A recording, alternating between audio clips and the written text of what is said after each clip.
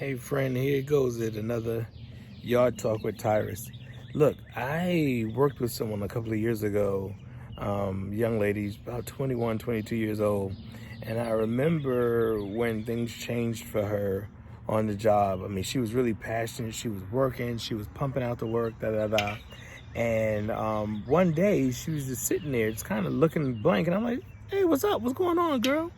And she says, I really want a job where I can just move a piece of paper from here to there. Now that was just like, that doesn't make sense. You're 21, you graduated from a notable university. Why would you want a piece of job where you just move a piece of paper from here to there? Because that's what she showed me from. I just want to slide it over and get paid for it. And I said to her, I said, why would you want to do that? Why wouldn't you want to be able to use, your gifts and talents that you have? And I remember her saying to me that the gifts and talents that I have, this organization doesn't want. And I was like, are you sure? She was like, yeah, because look at this. And she had kind of kept a list in her notebook of things that she tried to offer, suggest, and do. And they were constantly told no by our senior manager at that time. And fast forward, man, I guess it's been about 10, 12 years fast forward. And I had a conversation with an older gentleman who I greatly, greatly, greatly respect a few days ago. And he said to me, Tyrus, there's some people who hire painters and there's some people who hire designers. And I was like, okay. He said, the painters, they just want them to paint. They don't want them to have any designs. They don't want their ideas. They don't want their inspiration. They don't want to know what they know. They're not really interested in that. They're just interested in the fact that they can paint. And I'm like, so I said, well, do you use a brush or a roller? He said, whatever the way you can get it done quickly and manufacture the most work is the way that person wants it done. And I fast forward that to my life today and to maybe someone who's watching to say, are you a painter or a designer? Part of that young lady's reason why she wanted to go was because she had a degree in a field and she was ready to use it. And deep down inside, linking the two conversations, she was really a designer, but she was stuck in a painter's position. And this morning, as I head out, and I was thinking about this yesterday on the trail, I just didn't get a chance to record it.